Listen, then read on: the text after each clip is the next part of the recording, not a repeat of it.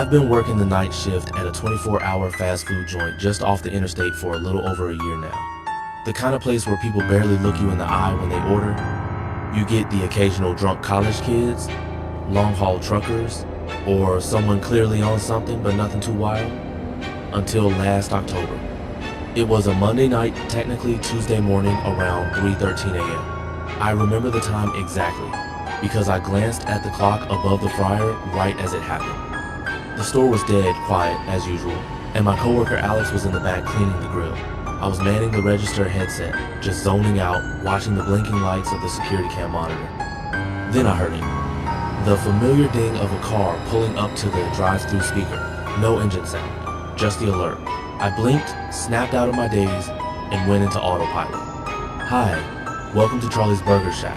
What can I get started for you tonight? There was a pause. Then a voice low, raspy, like someone with a dry throat. Do you see them too? I froze. I'm sorry, what was that? Silence. I leaned forward, thinking maybe the mic picked up something weird. Sir, are you placing an order? And then, very clearly, the voice came again softer this time. Do you see them too? I took my headset off. I thought maybe it was interference, or some prank. Sometimes CB radios or nearby truckers mess with the signal. So I checked the drive-thru camera. But the screen, it was black. Like the feed was off, just static.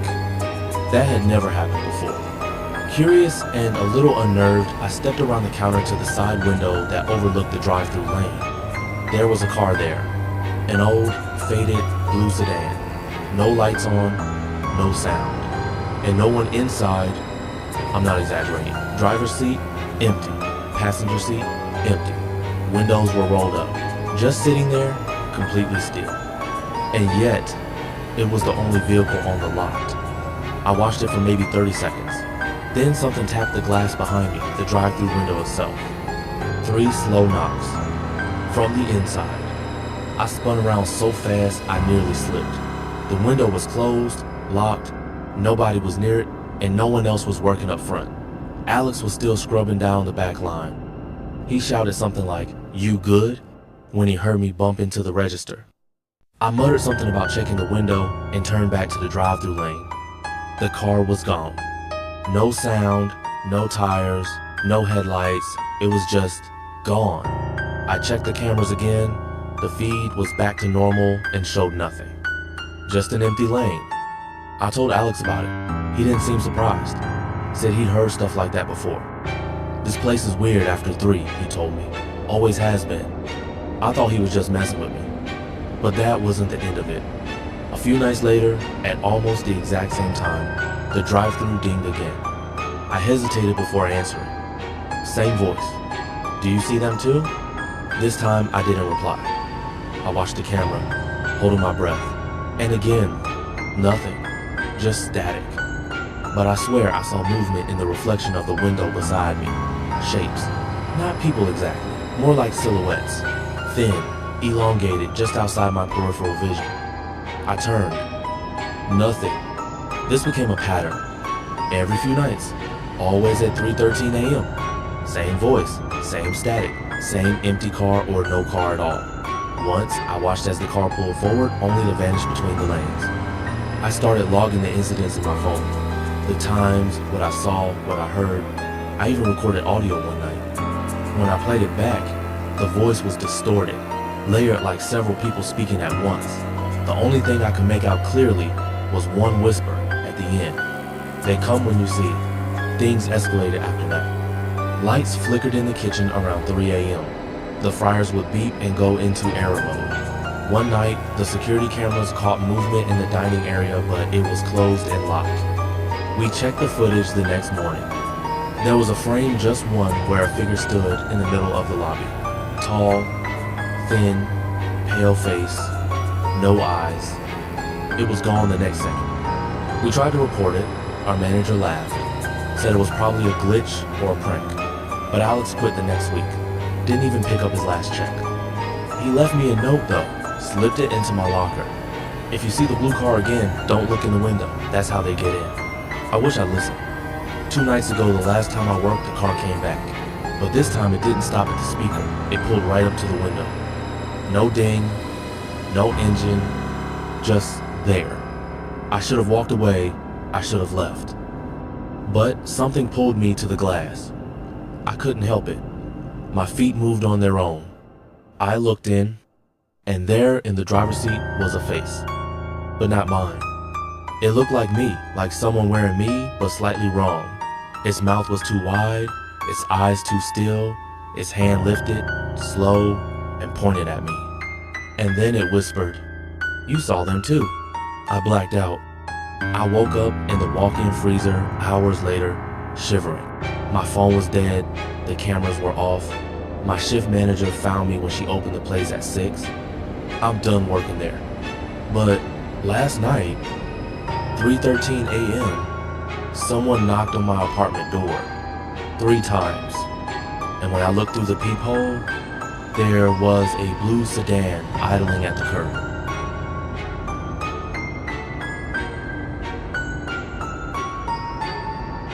I used to work at a mid-tier fast food place off Route 71. Not some big chain, more like one of those regional spots locals swear is better than McDonald's. I took the job in my last year of high school, mostly because it was the only place hiring night shifts and I needed to save for community college. It was an old building. Not run down, but aged. The tile floors were a little too sticky. The lights flickered when it rained, and the walk-in freezer door never quite closed all the way unless you slammed it. Every time I brought that up, the manager would mutter, "That's just part of the place's charm." But there was one thing no one talked about, even though everyone knew. His name was Miguel. I first heard about him during my second week. I was on break with an older guy named Terrence who'd been working there for 4 years. "You seen the frost yet?" he asked, between bites of a chicken sandwich. I looked at him confused. "What frost?" He smirked. "You'll know it when you see it." The next night, I did. It was just after 1 a.m. I went into the walk-in freezer to restock nuggets.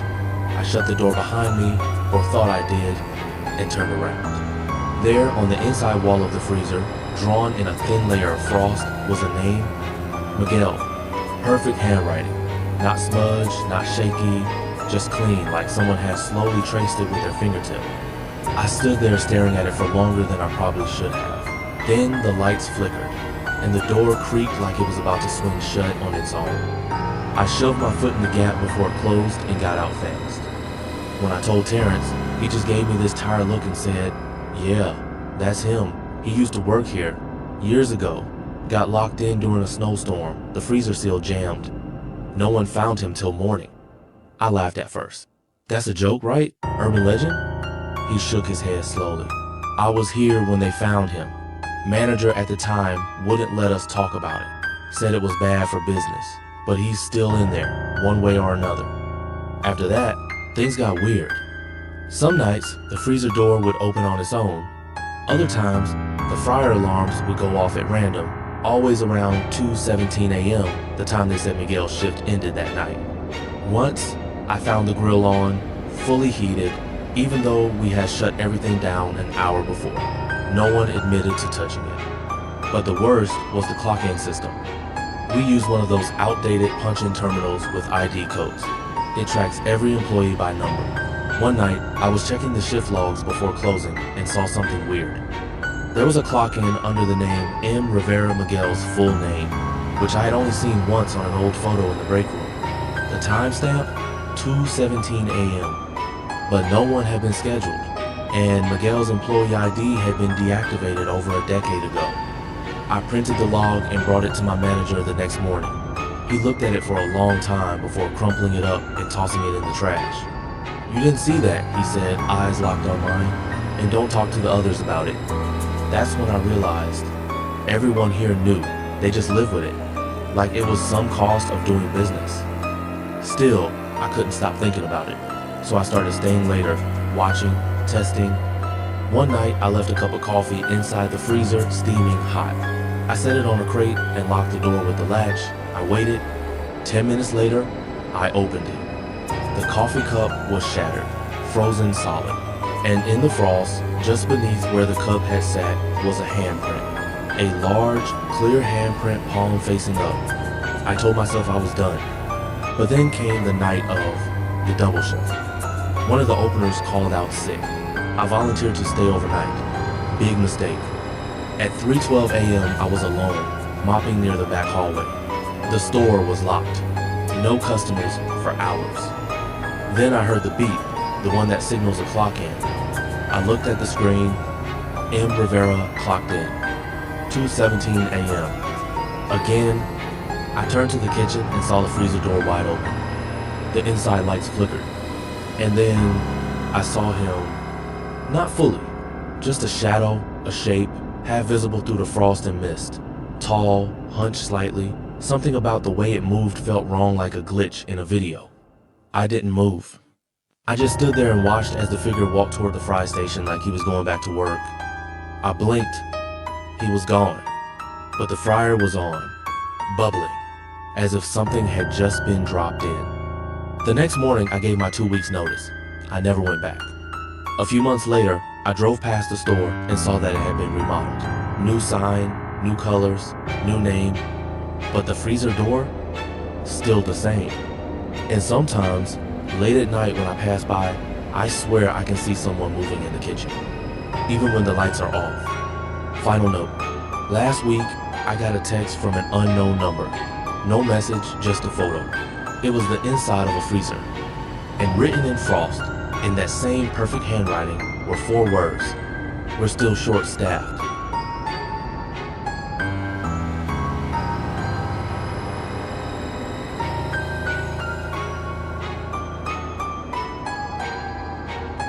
I work at a fast food place that serves burgers, wings, and pizza, your typical grease-stained pit stop off the highway. Most of our business comes late at night, drunk drivers, graveyard shift workers, and people who just look off. But there's one night that never leaves me. It was raining hard, the kind of rain that makes the fluorescent lights outside shimmer like they're underwater. I was working counter, alone up front. My coworker Jay was restocking the freezer, and the manager had left early. At around 2:43 a.m., a man walked in. No umbrella, no raincoat, just a soaked, dusty gray suit. He looked like he stepped out of a funeral or into one. He walked up to the register with this slow, heavy gait. I greeted him like I would anyone else, though something about him made the words stick in my throat. He didn't speak at first, just stared at the overhead menu. Then he said quietly, "I'll have the special number 7. Go." I blinked. "I'm sorry, what did you say?" He repeated slowly. "The number 7. Special. To go." Now here's the thing. We haven't had a number 7 on the menu in years. It used to be this double patty pepperoni pizza burger. Disgusting, honestly. They pulled it from the menu after someone choked on it and died in the dining area back in 2017. We don't talk about it. I told him the item was discontinued, but he just smiled faintly, like he knew something I didn't, and said, "That's okay, she'll share hers." Then he slowly turned his head toward the booth by the window. There was no one there, but the seat was wet. Not like rainwater. It was darker, thicker, dripping slowly onto the floor. I froze. "What do you mean?" I asked. But he didn't answer. Instead, he took a crumpled 20 from his coat, laid it on the counter, and walked over to that same empty booth. He sat down right across from no one, or so I thought. I didn't want to go over. My gut screamed at me to stay behind the counter. But I had to clean up that mess near the booth before it soaked the floor tiles, so I grabbed a rag and slowly walked over. As I got closer, the air around that table grew cold, much colder than the rest of the restaurant, like a walk-in freezer had been left open. And then I saw it. On the table was a tray. It wasn't there a second ago. And on the tray was a wrapped burger wrapped in our old packaging, the one we stopped using 5 years ago. My hands trembled. I reached for it, peeled back the paper. The smell hit me like a punch in the face. Rotten meat, moldy bread, something slick and black oozing from the middle. It was the number 7, no doubt. But it had decayed badly. There were bite marks in it, human-sized, fresh. I turned to ask the man what the hell was going on. But he was gone. The booth was empty. The tray was gone. Except the seat still dripped, the red stain growing. And there, on the table, Scratched into the laminate surface were 3 words. I told you. I ran to the kitchen, nearly slipping. Told Jay what happened. He thought I was screwing with him until he went out front and saw the puddle. He didn't say a word, just looked at me and muttered, "Check the cameras." So I did. And here's where it gets worse. The footage showed me behind the register. The door opened, but no one came in. No one at all. Then, at exactly 2 hours, 43 minutes, and 17 seconds a.m., the camera glitched just for a second, and suddenly the tray was on the booth table. A second later, I walked over to clean the spill. But there was never a man in a gray suit. Just me, talking to no one. Then there was a freeze frame, just for a blink. But in that frame, a face stared directly into the camera pressed against the glass outside, in the pouring rain. Mouth wide open, hollow eyes. Not the man. A girl, maybe the one who choked. Jay and I agreed not to tell anyone. We deleted the footage. I was ready to forget the whole thing. Until a few nights later. A new hire was working front counter. It was a slow night. I was mopping near the back when I heard her call out, "Hey, this guy wants a number 7? I turned heart pounding. "What did you just say?" She pointed to the register. "We had a guy ask for a number 7 special, but it's not on the menu, right?" I ran up. "Where is he?" She blinked. "I don't know." I turned around for a second and he was gone, but he left this. She held up a tray. Same faded packaging, same smell, same rotten bite marks. And beneath the tray was a napkin. On it, scrawled in something dark and sticky, was a question. "Wanna finish it?" I quit that week, moved to a new town. But sometimes, when I go to other fast food places late at night, I still check the menu just to make sure there's no number 7. And every now and then, in my dreams, I hear that voice. She'll share hers.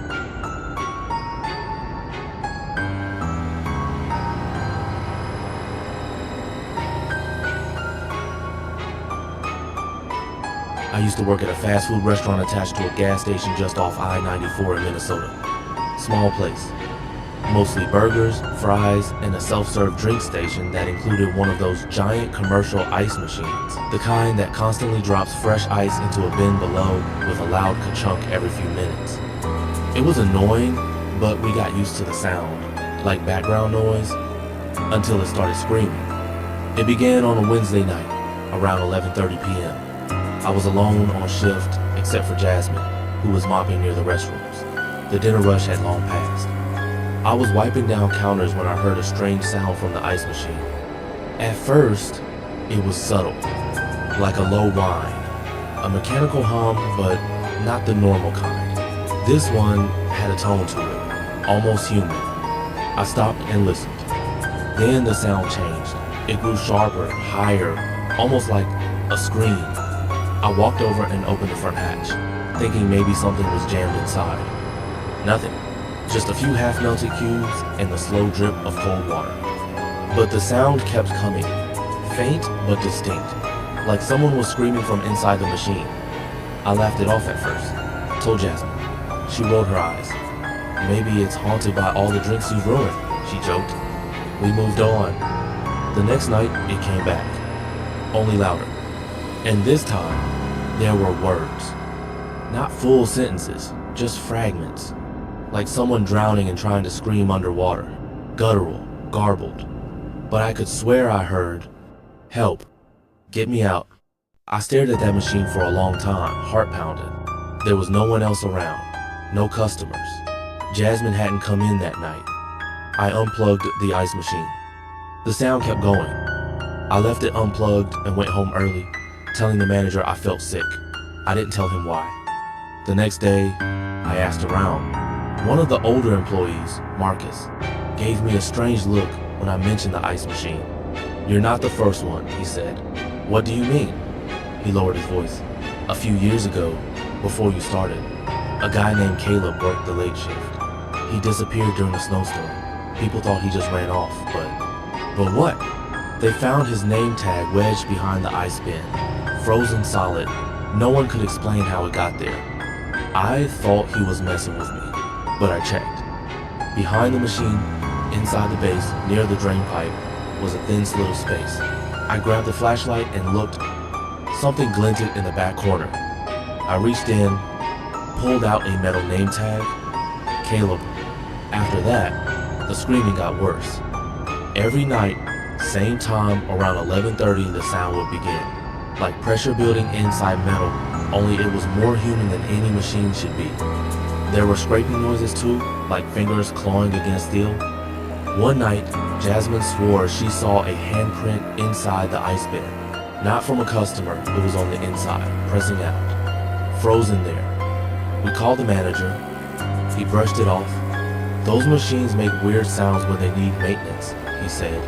I asked him when it was last serviced. He got quiet. Never actually.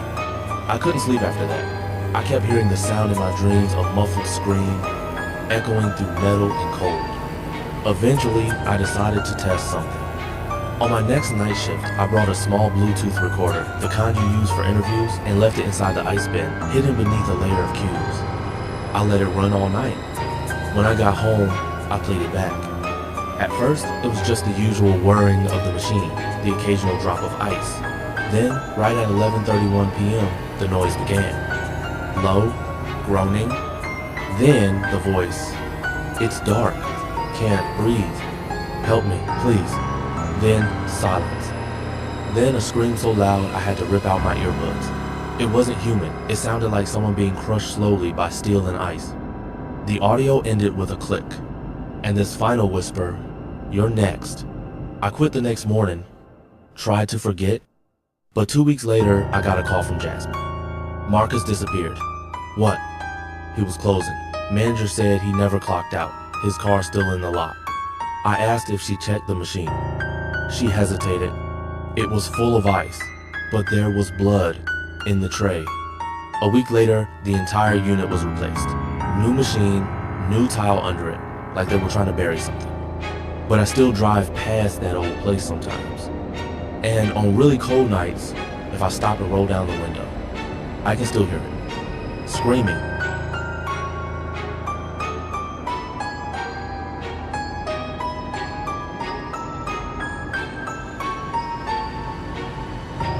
I worked at a 24-hour fast food joint for about 6 months back in 2022.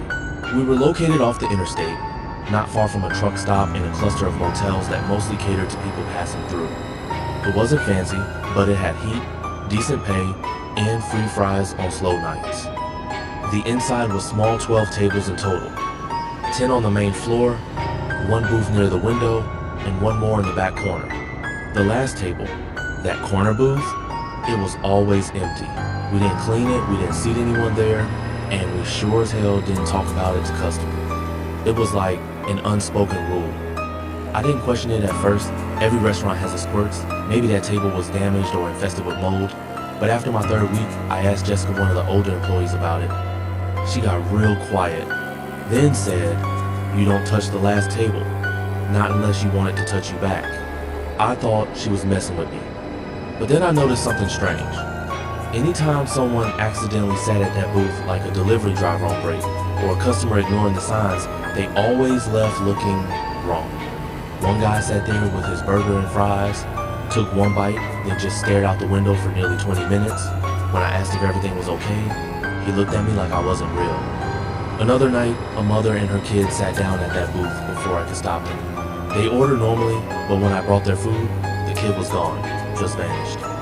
The mother was still sitting there completely, still just staring at the empty seat across from her. I checked the bathroom, the parking lot, nothing. When I asked the mother where her son went, she didn't say anything, just whispered, "He's still eating." There was no food in front of her. After that, I stopped even looking at that booth. Most of us did. We called it Table 13, even though there were only 12 tables. It was always dusty. Cold, too, like way colder than the rest of the restaurant. Even in summer, the air around it felt thick, like a weight pressing on your lungs. Then came my last night. It was a slow Tuesday, middle of winter. Wind outside was howling and we hadn't had a customer in over an hour. The manager had gone to the back to check inventory, leaving just me up front. That's when a man walked in. He was tall, thin, wearing an old brown coat, the kind you'd see in a black and white movie. His shoes were caked in snow, but he didn't leave any footprints behind him. He didn't say a word, just walked straight to the last table, sat down, and waited. I wanted to tell him to move, that the booth wasn't available. But when I tried to speak, nothing came out. My throat tightened, my chest burned. I looked to the back, no sign of the manager, just me and him. So I walked over, slowly. "Can I help you?" He looked up. His face was pale, lips cracked, eyes sunken, dead almost, but aware, too aware. Then he said quietly, "This seat is taken." I looked down at the opposite seat. It was empty, but the longer I stared, the more it felt like someone was there. A presence, cold, watching me. "I'll come back," I mumbled and backed away. A few minutes later, I glanced over again. Now there were 2 trays on the table. One had a burger and fries. The other, just a paper cup, slowly filling with something dark, thicker than soda. No one had served them. Then the man looked up again and said, louder this time, "We're not finished." His voice wasn't angry. It was final, like a judge passing sentence. Then the lights flickered. I turned to go get the manager, but when I got to the back, the storage room door was open, lights off. The entire back hallway felt colder than the walk-in freezer. And there in the middle of the floor was the manager's name tag, bent, icy, dripping something red onto the tiles. I ran back up front. The table was empty. No man, no food, but one of the seat cushions was soaked through, a red stain spreading across it. And on the table, etched deep into the laminate, were the words, "One more." That was it for me. I walked out the door and never came back. They shut the place down a few months later. Health inspection cited structural decay and temperature inconsistencies. But we all knew the truth. The last table wasn't meant for people like us. It was for them whatever they were. And once you sit down, you don't always get back up.